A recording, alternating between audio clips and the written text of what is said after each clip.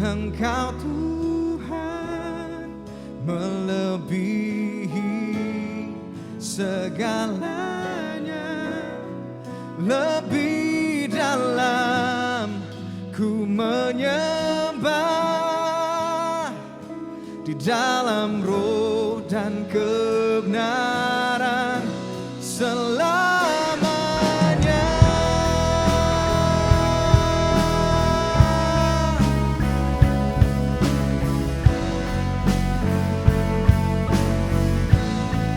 Kami katakan sungguh besar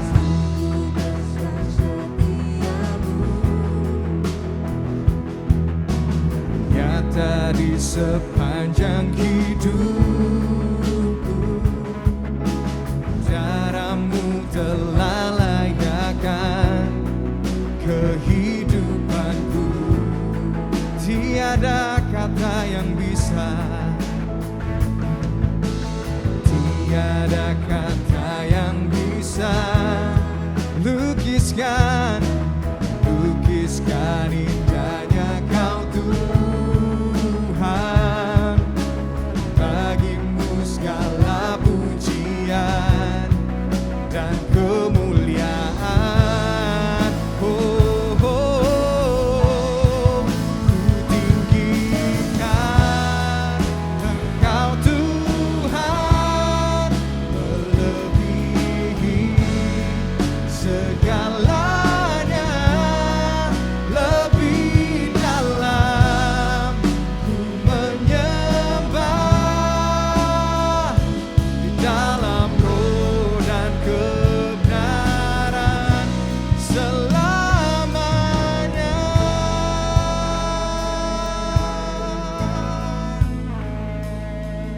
Dalam roh dan kebenaran.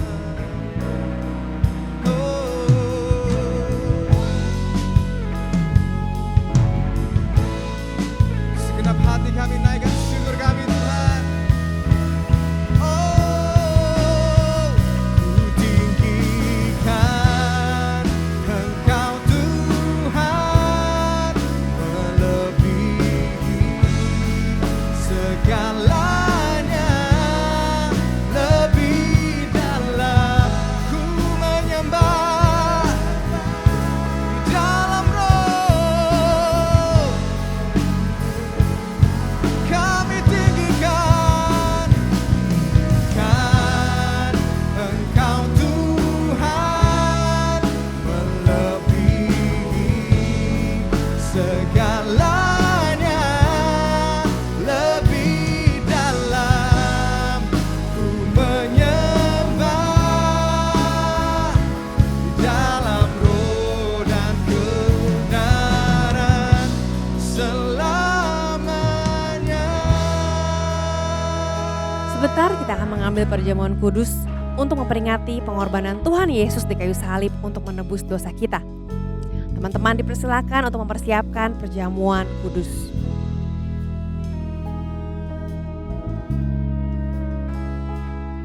Perjamuan kudus ini diperuntukkan bagi orang-orang yang telah menerima Yesus Kristus sebagai Tuhan dan Juru Selamat secara pribadi. Mari kita mempersiapkan hati untuk mengambil perjamuan kudus ini dengan memohon ampun atas dosa-dosa kita dan melepaskan pengampunan bagi orang yang telah menyakiti hati kita. Sebab apa yang telah kuteruskan kepadamu telah aku terima dari Tuhan, yaitu bahwa Tuhan Yesus pada malam waktu Ia diserahkan, Ia mengambil roti dan sesudah itu Ia mengucap syukur atasnya. Ia memecah-mecahkannya dan berkata, "Inilah tubuhku yang diserahkan bagi kamu. Perbuatlah ini menjadi peringatan akan aku." Mari kita makan roti ini dengan penuh ucapan syukur di dalam nama Tuhan Yesus.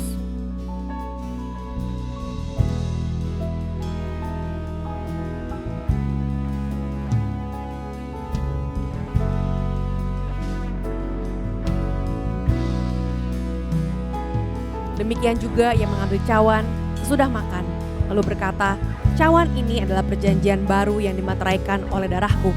Perbuatlah ini setiap kali kamu minumnya menjadi peringatan akan aku. Sebab setiap kali kamu makan roti ini dan minum cawan ini, kamu memberitakan kematian Tuhan sampai Ia datang." Mari kita minum anggur ini dengan penuh ucapan syukur di dalam nama Tuhan Yesus.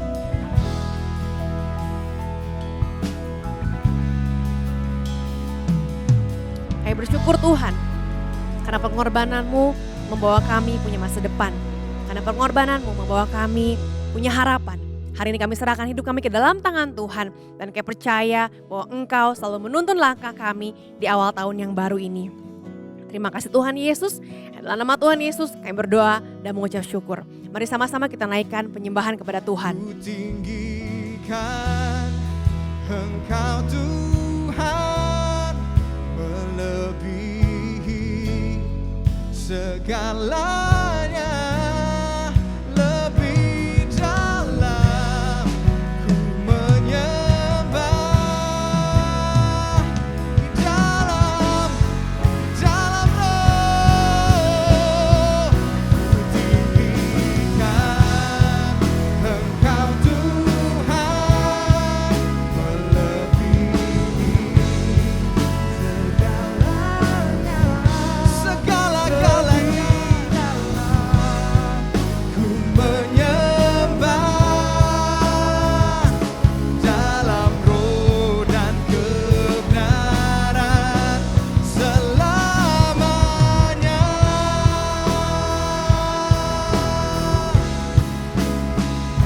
Di dalam roh dan kebenaran selamanya.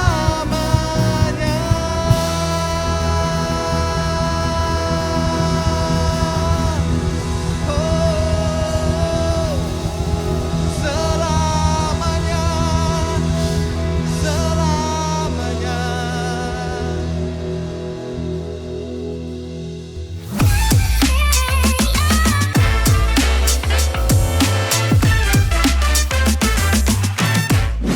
Selamat tahun baru 2024 Campus Connection. Saya bersama segenap keluarga besar GKPB Fajar Pengharapan mengucapkan selamat memasuki tahun yang baru. Biar kiranya semua resolusi, semua goal yang sudah kita buat di tahun 2024 ini bisa tercapai. Amin. Teman-teman, hari ini sebelum kita masuk ke dalam firman Tuhan, mari sama-sama kita bersatu di dalam doa, kita siapkan hati kita.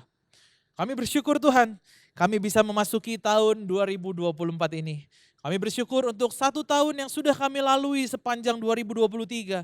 Kami melihat penyertaan Tuhan yang begitu luar biasa sepanjang 1 tahun yang kami lalui. Dan hari ini Tuhan, kami menyambut tahun 2024 ini dengan penuh pengharapan. Karena kami tahu Engkau Allah yang ada bersama dengan kami. Engkau Allah yang dapat diandalkan. Dan yang terbaik itu Tuhan sediakan juga di depan kehidupan kami. Terima kasih Tuhan, kalau sebentar kami akan mendengarkan firman Tuhan. Berbicaralah kepada setiap kami. Ini kami Tuhan, kami siap untuk mendengarkan firman-Mu. Hanya di dalam nama Tuhan Yesus Kristus kami berdoa. Amin. Teman-teman, mengawali tahun yang baru ini seringkali saya mendengar percakapan dan saya sendiri pun merasa percakapan tersebut ada benarnya. Ada yang bilang seperti ini, gak kerasa ya waktu tiba-tiba udah tahun baru aja. Kayak baru kemarin masuk tahun 2023. Kayak baru kemarin wisuda. Ada yang bilang kayak baru kemarin masuk kuliah. Tiba-tiba udah tahun baru lagi. Saya yakin teman-teman juga pernah merasakan demikian. Waktu yang terasa berjalan dengan begitu cepat. Sampai akhirnya biasanya saat kita merenungkan di akhir tahun atau di awal tahun seperti ini, kita mungkin berpikir dan merenung, hidup saya udah maksimal belum ya? Apakah gue udah menjalani hidup yang beneran hidup? Apakah gue udah menjalani hidup yang maksimal ini atau hanya selewat? Atau hanya asal-asalan?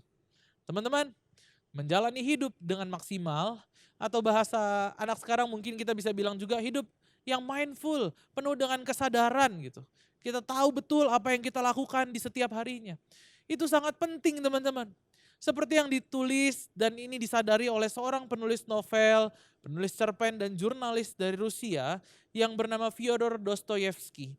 Saat itu dia sedang menghadapi hukuman mati.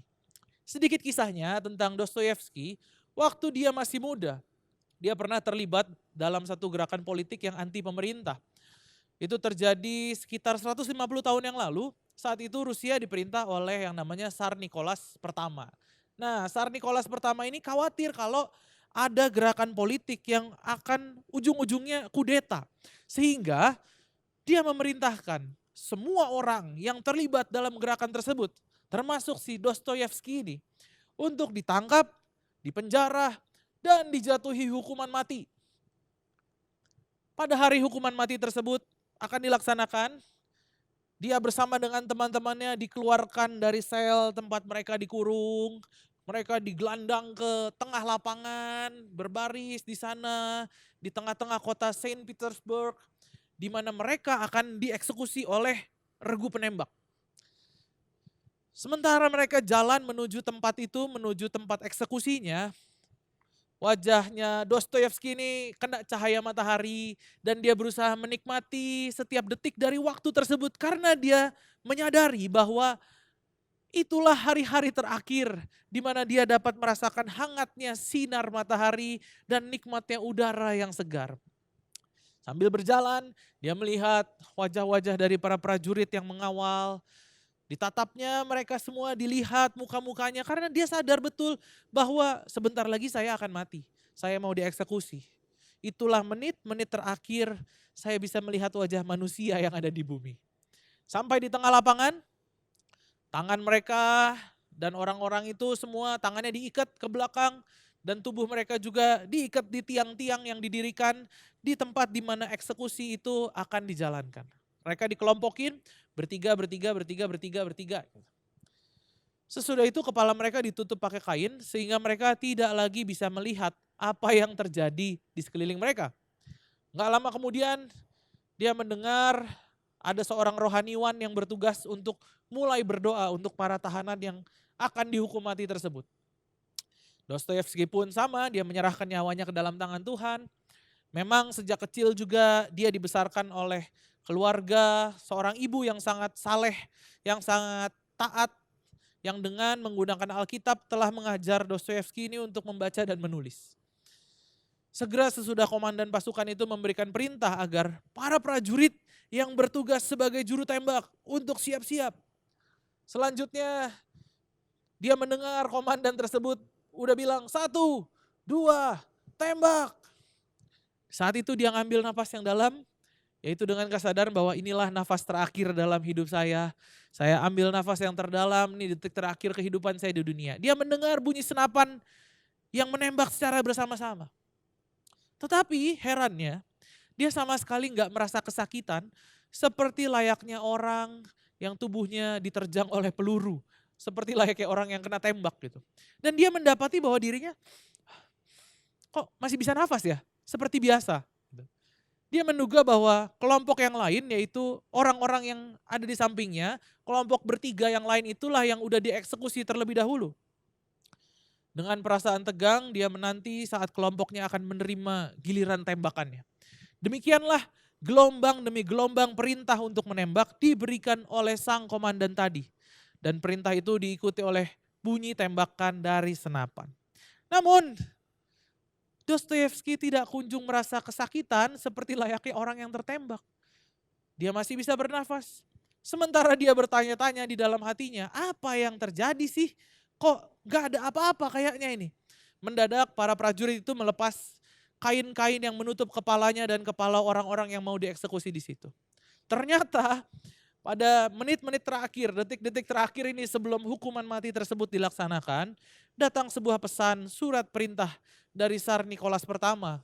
Perintah yaitu agar hukuman mati itu dijalanin sebagai hukuman yang bersifat pura-pura aja. Oleh karena itu peluru yang digunakan juga adalah peluru kosong, yaitu yang cuman bunyi tapi tanpa proyektil yang mematikan. Eksekusinya itu tadi bersifat pura-pura dimaksudkan agar para tahanan atau orang-orang yang mau dieksekusi itu jera gitu. Mereka kapok karena menyadari konsekuensi dari sikap politik mereka yang menentang pemerintahan. Teman-teman, bisa bayangkan kalau kita berada di posisinya Dostoyevsky.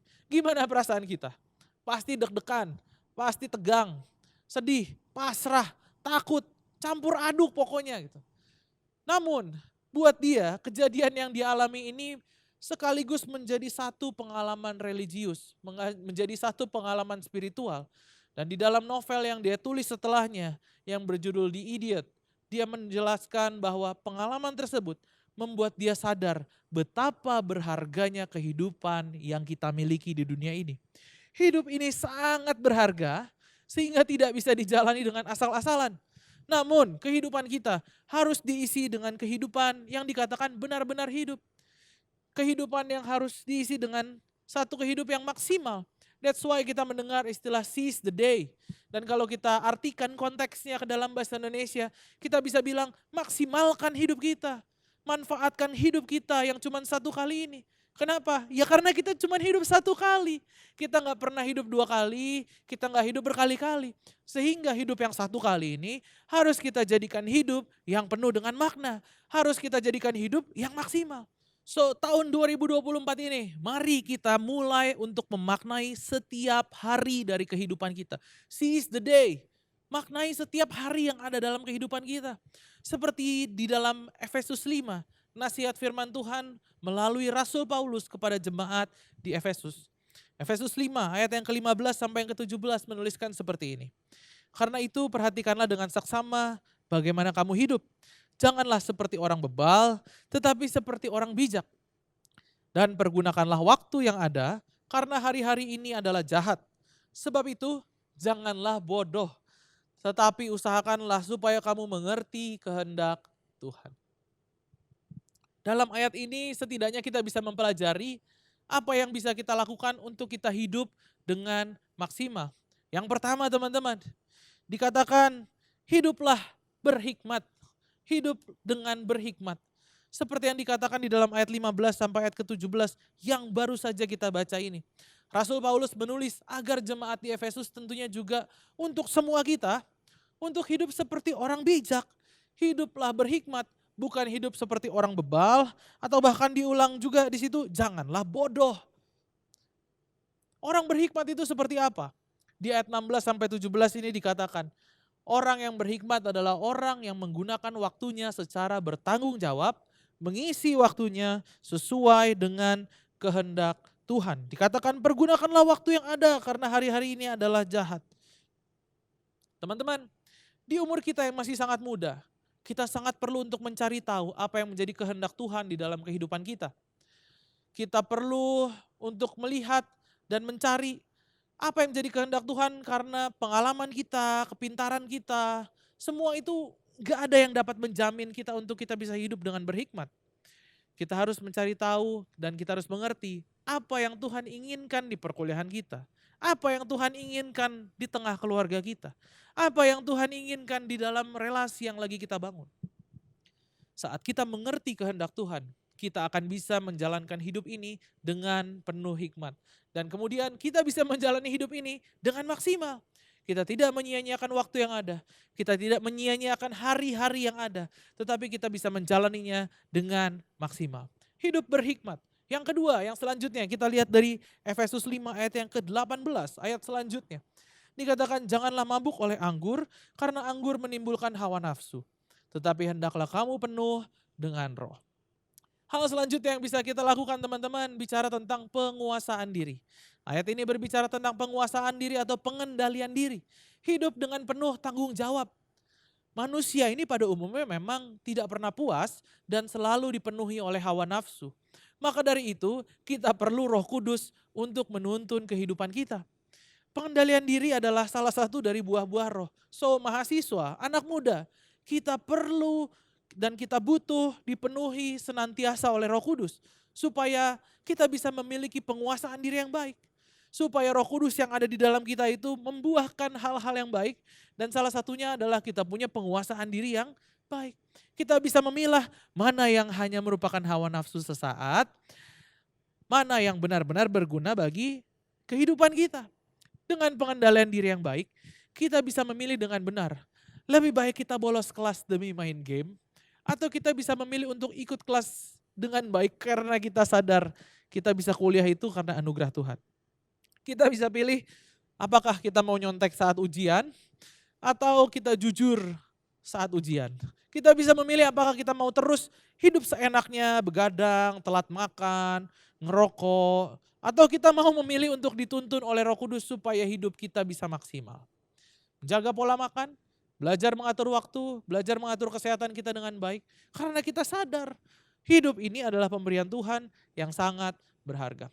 Itulah yang namanya penguasaan diri teman-teman. Dengan menguasai diri kita bisa memilah mana yang menjadi hawa nafsu, mana yang menjadi kebutuhan kita. Disitulah kita juga bisa hidup dengan maksimal. Hal yang ketiga teman-teman, di ayat yang ke-19 dan ayat yang ke-20. Dikatakan gini, dan berkata-katalah seorang kepada yang lain dalam mazmur, kidung puji-pujian dan nyanyian rohani. Bernyanyilah dan lantunkanlah pujian bagi Tuhan dengan segenap hati. Ucaplah syukur senantiasa atas segala sesuatu dalam nama Tuhan kita, Yesus Kristus kepada Allah dan Bapa kita. Beriman dan menghormati Tuhan. Itulah hal yang ketiga yang bisa kita pelajari dari ayat yang baru saja kita baca ini teman-teman. Di ayat yang ke-20, Paulus berkata agar jemaat di Efesus dan kita semua senantiasa mengucap syukur atas segala sesuatu. Itulah sikap kita beriman, yaitu kita percaya bahwa di balik segala hal yang kita alami, terdapat maksud Tuhan yang baik. Dan oleh karenanya kita bersyukur. Di dalam iman itu pula kita menghormati Tuhan. Sikap menghormati Tuhan yang ditulis di ayat yang ke-19, yaitu dalam antara lain diungkapkan dalam bentuk memuji Tuhan dengan segenap hati. Mungkin awal tahun ini ada beberapa kondisi yang gak ideal menurut pendapat setiap daripada teman-teman, menurut pendapat kita. Tapi firman Tuhan bilang, bersyukurlah senantiasa atas segala sesuatu. Teman-teman, kita bersyukur bukan karena keadaan selalu ideal. Kita bersyukur bukan karena keadaan selalu baik-baik saja. Kita bersyukur karena kita percaya di tengah keadaan yang tidak baik sekalipun, kita tahu Tuhan selalu menyertai kita. Kita tahu Tuhan selalu baik. Kita tahu rancangan yang gak pernah gagal di dalam kehidupan kita. Kita bisa bersyukur dan menghormati Tuhan. Bersyukur dan menghormati Tuhan adalah salah satu langkah yang bisa kita lakukan agar kita menjalani hidup ini dengan maksimal. Dan yang keempat teman-teman, yang terakhir yang bisa kita lakukan untuk hidup kita maksimal adalah milikilah yang namanya rendah hati. Seperti yang dituliskan di ayat yang ke-21, Efesus 5 ayat yang ke-21. Tunduklah seorang kepada yang lain di dalam takut akan Kristus. Teman-teman, kita bersikap rendah hati karena kita sadar kalau kita ini terbatas di hadapan Allah. Tidak ada satu hal pun yang bisa kita sombongkan atau kita banggakan di depan Allah. Kenapa? Ya karena kita ini manusia yang sangat amat terbatas. Orang yang bisa menyadari keterbatasan dirinya di hadapan Tuhan, tentu orang tersebut akan menghormati Tuhan. Orang tersebut juga tidak akan menyombongkan dirinya di hadapan orang lain. Seperti yang dikatakan, tunduklah seorang kepada yang lain. Tunduklah, berbicara bukan tentang harus nurut atau bahkan menerima apapun yang diperlakukan orang lain terhadap kita. Tetapi ini bicara tentang kerendahan hati kita terhadap orang lain. Teman-teman, keempat hal ini yang baru saja dijelaskan dapat membantu kita untuk kita punya hidup dengan maksimal. Kita tahu bahwa hidup kita ini adalah anugerah sehingga kita tidak boleh menyia-nyiakan kehidupan kita ini. Dalam satu buku yang berjudul Ikigai, salah satu buku yang sangat populer belakangan ini dan banyak dibahas oleh anak muda, disebutkan tentang bagaimana kita bisa menjalani hidup dengan maksimal. Dalam buku tersebut ada satu bahasan menarik tentang penelitian yang dilakukan oleh para peneliti kepada orang-orang di wilayah tertentu yang bisa hidup lebih lama dibandingkan rata-rata usia manusia pada umumnya.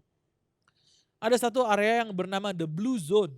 Itu adalah istilah untuk tempat-tempat di mana orang yang tinggal di wilayah itu usia hidupnya bisa mencapai ratusan tahun.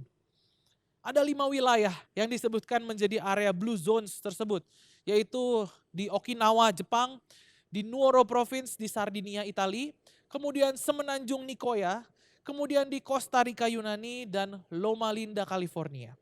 Di 5 tempat itu teman-teman, selain menjalani pola hidup yang sangat amat sehat, makan makanan yang alami, ikan, sayur-mayur, dan bercocok tanam setiap hari, beraktivitas fisik yang cukup tinggi, para penduduk tersebut memberi tips agar kita dapat hidup panjang, yaitu bahagia, jangan malas, dan memaksimalkan waktu dengan baik.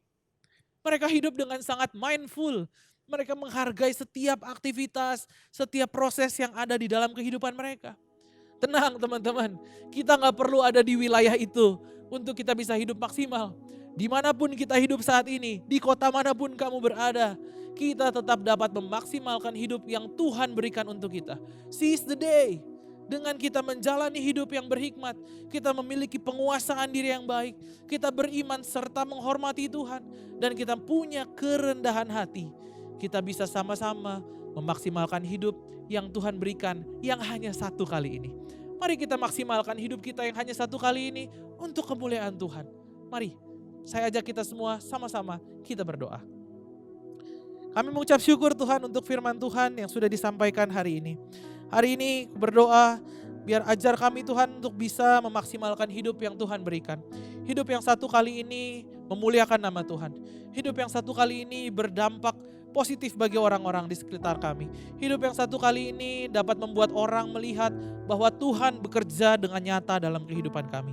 Ajar kami untuk punya kerendahan hati Tuhan. Ajar kami untuk menghormati Tuhan, mencintai Tuhan, punya iman kami terhadap Tuhan. Dan kami mau lihat biar hidup kami ini menjadi satu hidup yang maksimal, menjadi satu hidup yang produktif. Terima kasih Tuhan. Hari ini juga hamba-Mu melepaskan berkat bagi teman-temanku dimanapun mereka berada. Memasuki tahun yang baru, memasuki semester yang baru. Biar ada penyertaan yang daripada Tuhan. Sukacita, damai sejahtera yang daripada Tuhan itu dilimpahkan secara penuh di dalam kehidupan-Mu. Biar Engkau mampu menjalani hidup-Mu penuh dengan sukacita, penuh dengan damai sejahtera, penuh dengan tuntunan yang daripada Tuhan. Biar Tuhan juga yang memberikan kasih itu di tengah-tengah keluargamu. Kasih Allah dinyatakan dan dapat dirasakan di tengah-tengah keluargamu. Terimalah berkat yang daripada Allah ini hanya di dalam nama Tuhan Yesus Kristus. Sama-sama kita katakan amin. Teman-teman, saya percaya kita semua dapat menatap tahun 2024 ini dengan penuh pengharapan. Kenapa? Karena kita berjalan bersama-sama dengan Kristus. Bagi teman-teman yang masih memerlukan dukungan doa ataupun konseling lebih lanjut, silakan teman-teman scan QR Code yang ada di layar kalian. Ada para pendoa, ada para konselor yang siap untuk melayani teman-teman sekalian. Sekali lagi, Happy New Year and God bless you.